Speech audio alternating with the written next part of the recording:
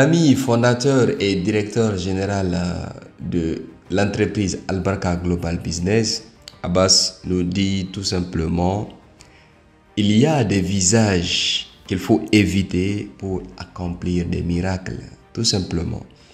Si vous voulez réussir, il y a des personnes qu'il faut d'une façon indéniable éviter. Alors, dans cette vidéo, je vais vous parler de commitment, engagement.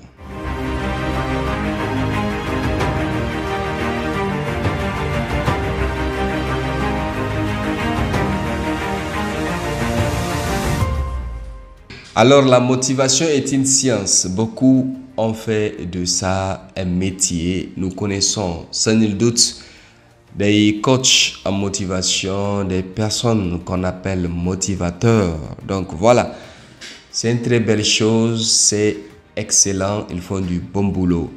Alors là, pour parler d'engagement, il faut savoir aussi que l'engagement est un des éléments de la discipline ou de l'autodiscipline.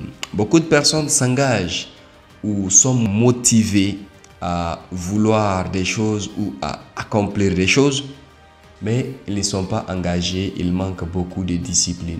Énormément de projets sont laissés tomber. Beaucoup de relations sont des histoires inachevées par manque d'engagement. Beaucoup de personnes ratent des fortunes parce qu'il manque d'engagement et de l'autodiscipline.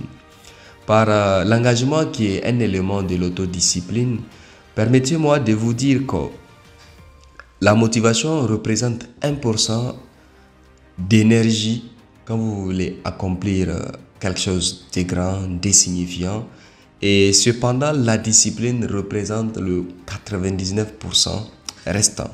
Donc, par ce biais, il faut comprendre que aussi motivé que vous êtes, si vous n'êtes pas motivé, vous ne pouvez pas achever. Vous pouvez être motivé au départ. Quand vous allez commencer à échouer, il est évident que vous vous sentez découragé ou vous commencez à vous décourager.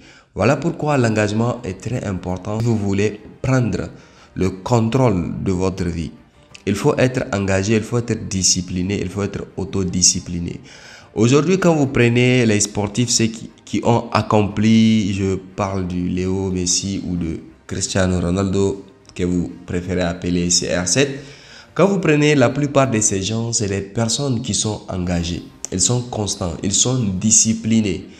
Quand Lionel Messi a décroché son premier ballon d'or, il n'a pas été déconcentré ou il ne s'est pas dit « Ok, comme j'ai fini ou je viens de prendre mon premier ballon d'or, c'est bon, je laisse tout tomber.